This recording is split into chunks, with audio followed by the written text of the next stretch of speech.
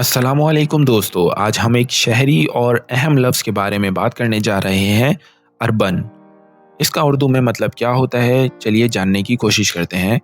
Urban का मतलब होता है कोई चीज़ या इंसान जो शहर या शहर से जुड़ा हो। जब हम किसी चीज़ को या किसी इंसान को जो शहर में रहता हो, अर्बन कह सकते हैं। अगर किसी इंसान की पसंद शहर के माहौल से जुड़ी हो, जहाँ ज़िंदगी तेज़ रफ्तार और डेवलपमेंट से गुजरती हो, तो हम उसको अर्बन कह सकते हैं। He prefers the urban lifestyle over rural living.